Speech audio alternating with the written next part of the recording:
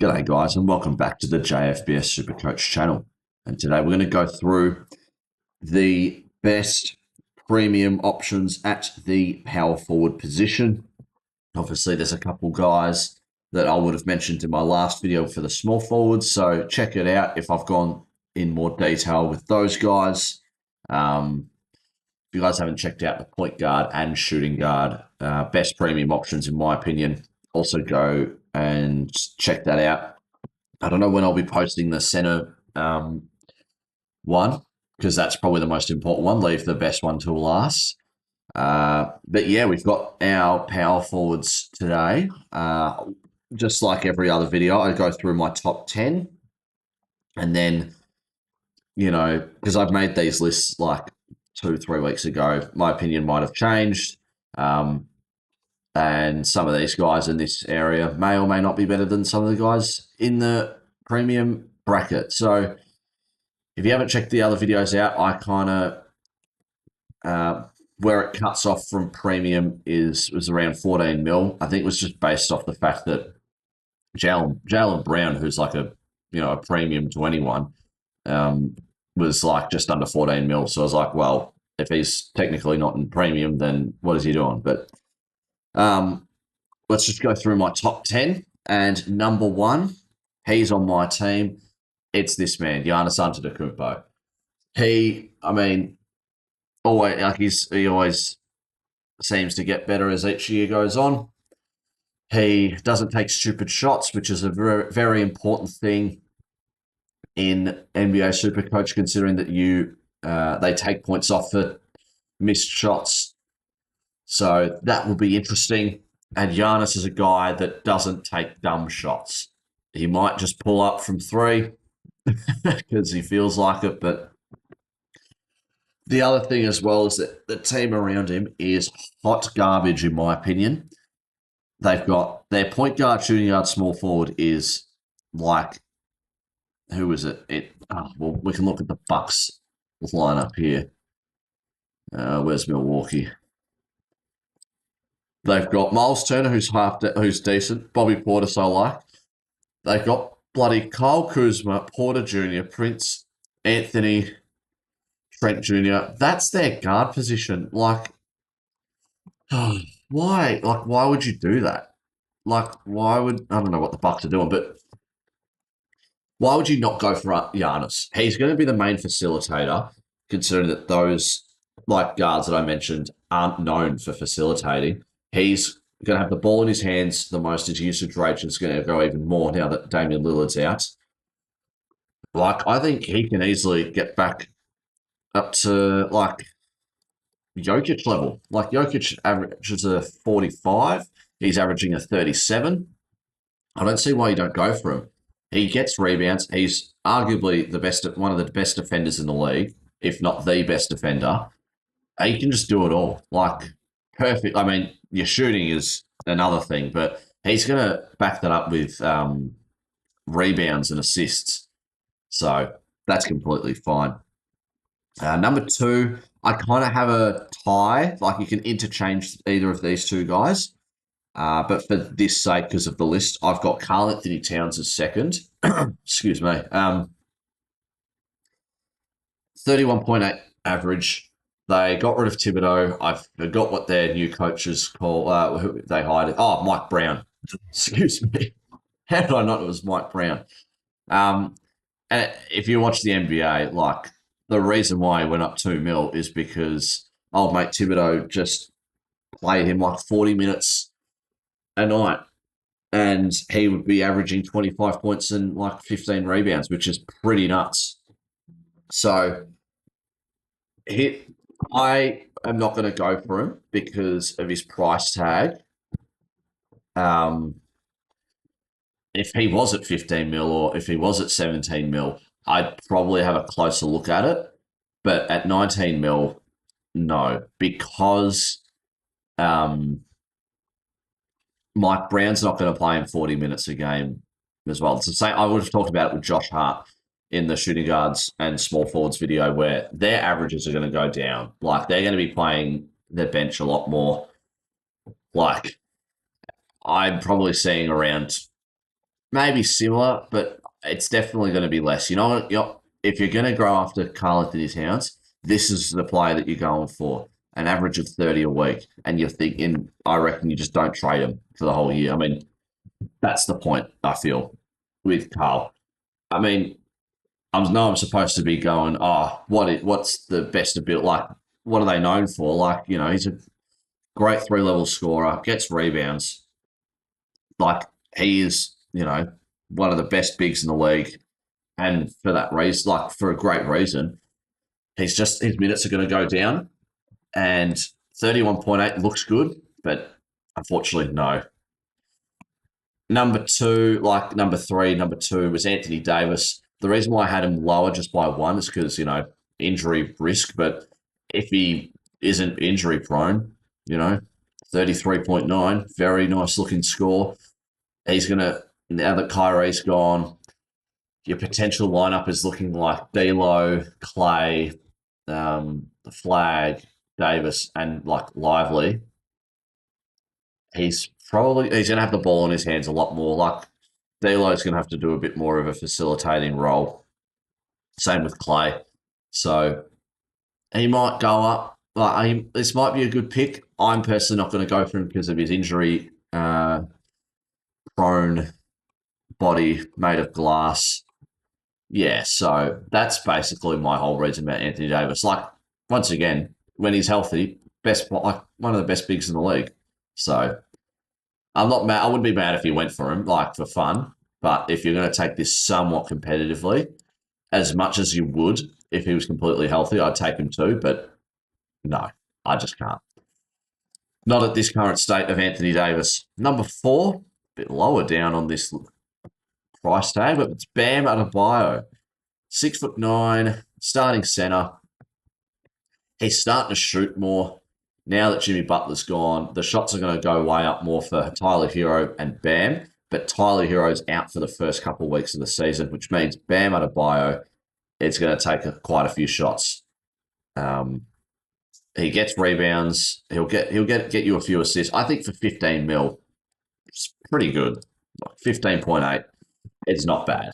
If I'm like off by, I think it's 1 point something mil from my flex player but I would definitely go for Bam as my flex position, having another center, like just taking care of that role in that area um, like for the worst score. I think your worst score, like for your flex, has got to be a center who is going to outperform a worser guy on the court. And maybe that worser guy does better than a good guy, but I'm not going into that.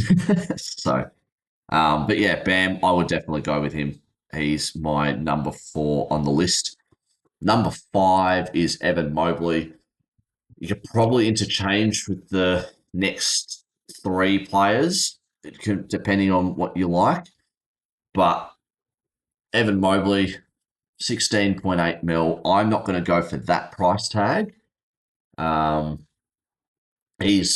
won Defensive Player of the Year last year, averaged 27. He gets rebounds. It's just a bit tough because, him and Jarrett Allen are very similar players on the offensive end. Just Mobley is a better shooter than Allen, but defensively they're similar, but Mobley's just a bit better.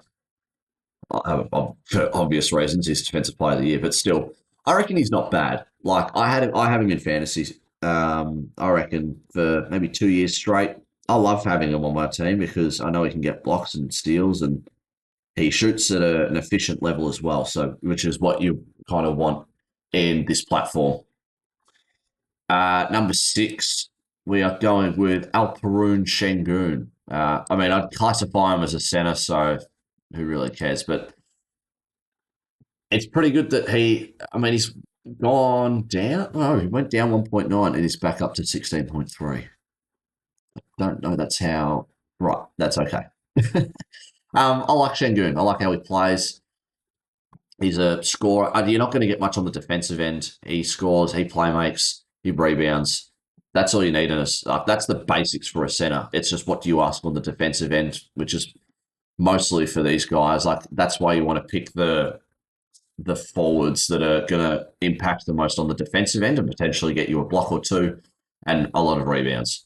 Şengün's not going to probably. I mean, he probably will do that on the defensive end, like what I've just mentioned. So I reckon he's a decent option, personally. Number 7, I won't go into too much detail, but I've got Paolo here. You know, I am not going to go with him, like I said in the last video, because they brought in Bain, and they've got Franz Wagner as well, which I could say the same for like having him in your team. I wouldn't go for either of them just because one, Paolo's will have nights where he shoots like shit. Like he takes like long mid ranges, some long mid ranges that I don't like. Like long mid ranges, in my opinion, are a bit useless. Just one step back and you're at a 3-point line. But he takes those type of shots, and they're like he's going to take them contested as well. That he's going to miss those shots. So and he's going to have nights where it happens. I'm not going to go for him just because of that, and I think the ball's going to be in his hands less, unfortunately. And it's going to be the same with Franz Wagner. Like I've got him low on my list, like on my equal 10th spot, but just wouldn't go for him, honestly. Ball's not like I feel like their averages are going to go down a bit. The next two guys I'll go over quickly as well because I talked about in the small forward video.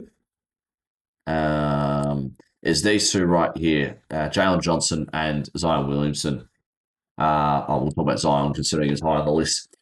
I mean, he's playing down at Melbourne, so it'll be interesting to see how his fitness is in the preseason game, but he's not going to play more than like 10, 15 minutes. Like, they're not going to do that to him.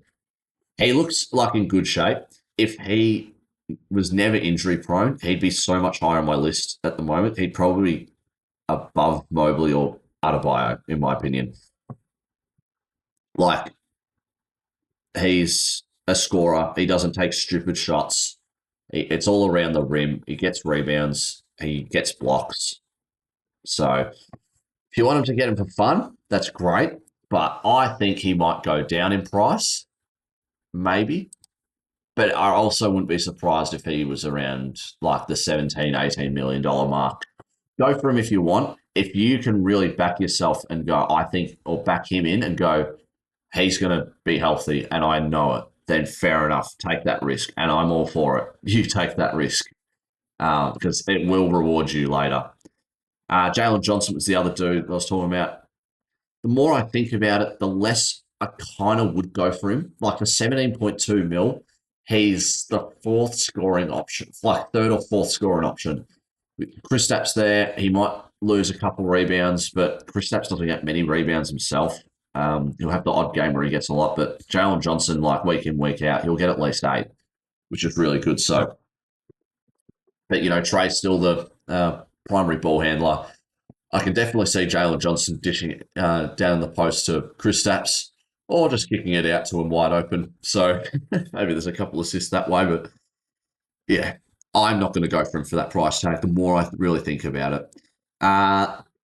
So that was number 9. My equal 10th, I talked about Franz Wagner, and I would have talked about Siakam and Kevin Durant, who were there. KD, I mean, now that unfortunately Fred VanVleet's out. Oh, sorry, that was my phone.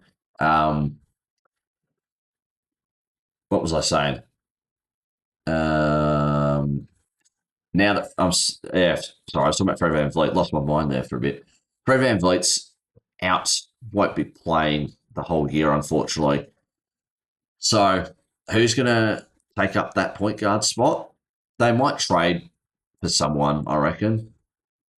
So, and by the time being, what's their plan? What are they going to do? Kevin Durant's going to take I think he'll take a lot of shots. I'd probably take him just over Jalen Johnson, but he's, 38, 37 years old. And he hasn't slowed down. Like, I'm not saying that he will, but who knows? Who knows with guys like him and LeBron, AD as well. Like, they're getting old on the older side, and it's hard to predict what they want to do for the rest of their career. So that's my top 10, not including Siakam. Siakam, I don't think he's a bad pick for 14.6 mil. I could go for him, but I don't know. Like, look at this 12, 13, 14, his first three games against Thunder, Memphis, and Minnesota. Like, that doesn't even look good.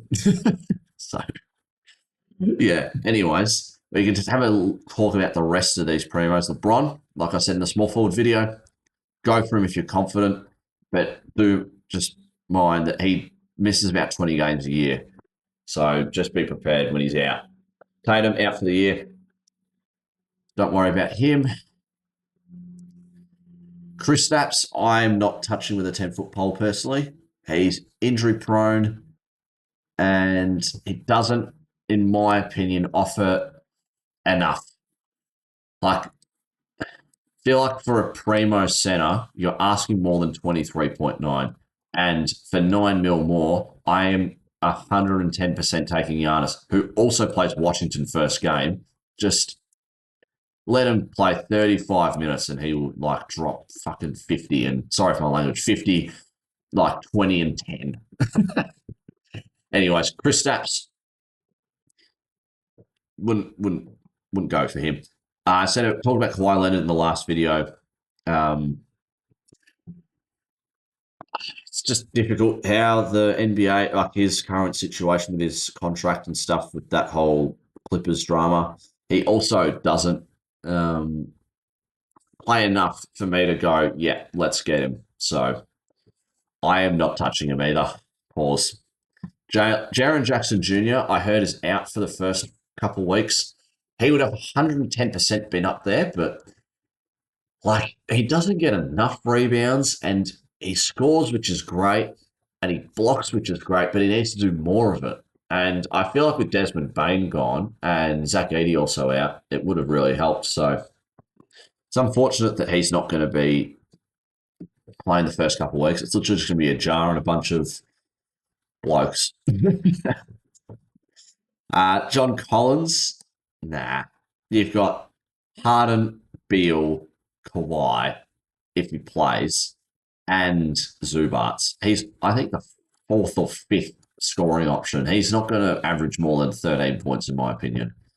He'll only be on when Chris Paul's on the court and brings back Lob City. Jimmy Butler, no. I mean, it's a bit hard to predict with Warriors players, in my opinion, because Steve Kerr's such a weird coach. So, I don't know. Bit weird. I think the Warriors will do good this year, and I hope they do good this year because, you know, I'm a Warriors fan. But it's just annoying because you've got a coach who is arguably one of the best in the modern era behind Popovich. And he got carried by Steph Curry and Clay and Draymond all throughout those four championships he won as a coach. I don't think they're going to win a championship, and I don't think Jimmy Butler's going to be doing much. I don't know. 14.5 million. He's also getting old. Sorry, I just had to sneeze real quick. Now I'm starting to cough. Jimmy, just wouldn't go with Jimmy, honestly. Excuse me. Chet Holmgren, 14 mil. That's interesting. He scored, like, he's only going to get better from this. I just worry about his injuries. I know he didn't miss much last year. How many games did he play? No, he missed from week 3 to week 15. So I am not going to go with him just based on that fact. I know he's going to get better. I know he averaged 22.6, and I feel like that's okay for 14 mil. Like, where's Chris Stapps averaged 23.9 and you're saving 800K for 1 point, well, if this wants to load, for 1.3 points, and he's going to get better. So I don't see why. I think like you'd go for Chet over maybe Murphy. I'd go Chet over Butler, Collins, Kawhi, Porzingis, LeBron personally, but goodness me, excuse me. Uh, Trey Murphy's apparently 14.4 mil, oh 04 mil. I don't know what did he play all games? I mean, it's not giving me. He averaged 22.6. I'm just not going to go for him. I know he's going to get an elevated role, which is pretty good. I guess we can kind of see with that New Orleans starting lineup against the two Melbourne sides and see how he plays and how many shots he's putting up. So it will be interesting. It's going to be hard when you've got Jordan Poole and Zion Williamson as your two guys because Jordan Poole likes to shot chuck and Zion's going to ask for the ball even more now that Ingram's gone. So, excuse me, I think he's going to be pretty similar to that price, unfortunately. Guys who are just under 13 mil. I don't know how you've done that, but he's going down in price now that Chris Stapps is there. Wouldn't go with him. My morals do not stand with Miles Bridges, therefore I am not picking him. DeRozan, nah. Ingram, you could, but you could go for him. I could see why you can go for him. Like you got RJ Barrett, Scotty Barnes, and Emmanuel Quickly, who will, like they're all score like. Well, Scotty Barnes isn't much of a scorer compared to the other two, but they're scorers. He'll get the most shots on the team, but is it going to be much more of a difference compared to New Orleans? I'm going to say no. Julius Randle, nah, don't go for him. He's going to have nights where he just shoots like shit. Danny of Deha's going to, I reckon, is a pretty decent option because he's a playmaker. He's been around the team will be around the team for a bit longer. He'll get assists and shit. So I wouldn't even mind picking up in my own team. So it'll be interesting to see how he goes. Porter Jr. do not touch with a 10-foot pole, and yeah, more of those guys are down at the bottom of the list. And more, what's it called? Options. They are. What am I trying to say? They're more value picks that I'll be posting out closer to the NBA season when it starts. I do have a schedule of when I'm posting and making all these videos, which is really funny. So that will be pretty cool. Anyways, let me know your thoughts. If I missed anyone or you think they're not going to do as good or you think you're going to do better than what I've said. Mind you, I didn't watch much NBA towards the back end of last year, but I'm going to be trying my best to watch more games this year as the Supercoach, released it, NBA. So I also need to pick a different name, I'll be honest. I miss Paul so much. He was fun, even though he didn't do much on the defensive end. But yeah, anyways, I'll hopefully see you guys next time. Check out the center video, which will come out soon. Check out the point guard, shooting guard, and small forward videos as well. Some of the players I would mention in this video would have gone in more detail. Mentioned that earlier in the video. But yeah, thanks again for watching, and I'll see you guys later. Cheers.